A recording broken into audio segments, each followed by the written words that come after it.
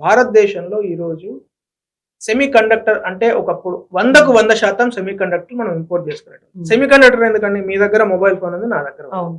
2021లో ఈ రూమ్ లో 4 మొబైల్ ఫోన్లు ఉంటే 4 కూడా ఇంపోర్ట్ చేసుకున్నాయి. 2026కి వచ్చేసరికి ఈ రూమ్ లో 4 మొబైల్ ఫోన్లు 100కు 100% భారతదేశంలోనే ప్రొడక్షన్ అవుతున్నాయి.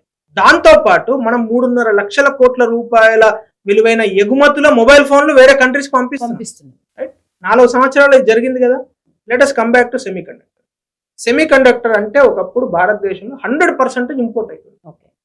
జస్ట్ ఒక 6 months back right, Micron semi conductor కంపెనీని శంకుస్థాపన చేయడం కాదు, ప్రారంభించుకున్నాం, ప్రొడక్షన్ ప్రారంభించుకున్నాం గుజరాత్ లో.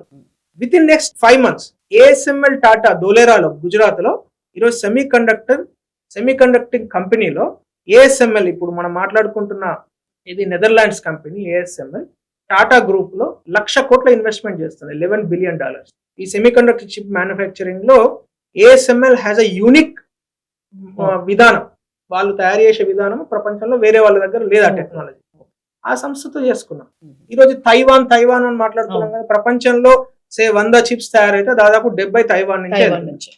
అతి త్వరలో తైవాన్ కు ఇండియా ఒక సీరియస్ ఆల్టర్నేటివ్ కాబోతుంది. ఇప్పుడు మీరు అంటున్న చైనాకు serious alternative is India. Very formidable. అంటే వాళ్ళు 1%, 2% వృద్ధి చెందితే మనం 15-20% స్పీడ్ గా వెళ్ళిపోతున్నాం.